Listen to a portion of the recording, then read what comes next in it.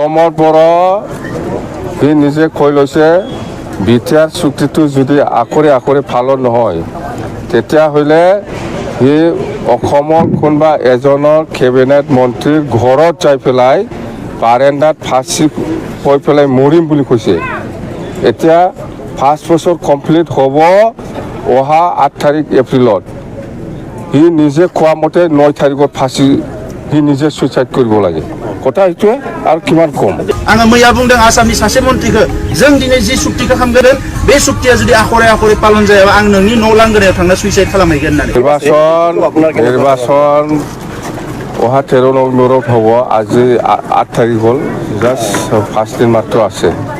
তো মই যিখিনি দেখিলোঁ আজি নিচিমা সমষ্টি হিচাপে খুব ভাল।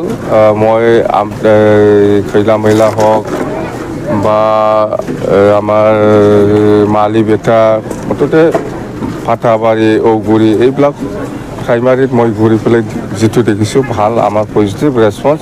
সকলো জাতি জনগোষ্ঠীয়ে আগুৱাই আহিছে আমাৰ BPF দলটো সহায় কৰিবৰ কাৰণে। বিৰাট ভাল। মুঠতে আমি জিকাটো চিয়'ৰ বুলি আমি ক'ব পাৰোঁ, যিহেতু আমাৰ এই চিডলি বিধানসভা সমষ্টিত 5টা MCLA সমষ্টি আছে, BTC সমষ্টি আছে। ইয়াৰ ভিতৰত 4টা সমষ্টিটোৱে আমাৰ BPF দলৰ দখলত, খালি একটা মাত্ৰ UPFL দখলত আছে। আৰু এইবাৰ যিসকল বিজেপি কৰ্মী বা বিজেপি ছাপৰ্টাৰ আছে UPFLক ভোট নিদিব, চব ভিতৰে নাংগলত ভোট দিব। আপোনালোকে চাই থাকিব। স্যাৰ সালাকাঠি ব্লকৰ আণ্ডাৰত ধৰ্মপুৰ চামচিংখেলা গাঁৱত BPFৰ মেলত বা BPFৰ মিটিঙত মানে চন্দন প্ৰময়ে মানে সোমোৱা আমাৰ এটা ফটো ভাইৰেল হৈ আছে।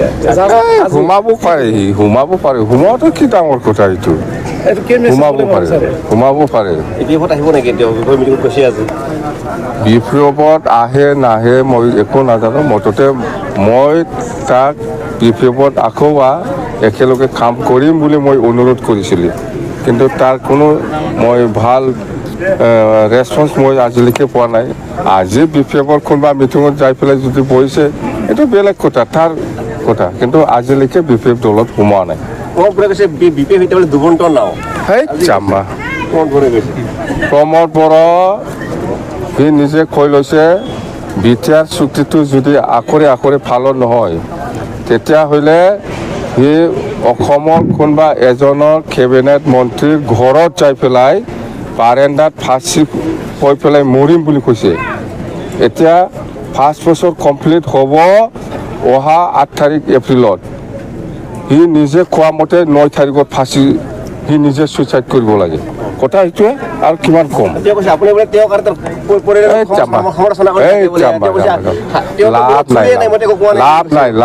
লাভ নাই। প্ৰমোদ বড়ো আপুনি নিজে কথা দিছে BTR চুক্তিটো যদি আখৰে পালন নহয় তেতিয়াহ'লে এই অসমৰ কোনোবা এজন কেবিনেট মন্ত্ৰীৰ ঘৰত যাই পেলাই এই বাৰেণ্ডাত সুইচাইড কৰিব বুলি কৈছে। এতিয়া 8 তাৰিখ এপ্ৰিলটো 5 বছৰ কমপ্লিট হ'ব। 2025ত 8 তাৰিখ এপ্ৰিলটো 5 বছৰ কমপ্লিট হ'ব। এতিয়া 9 তাৰিখত সুইচাইড কৰিলে হ'ল।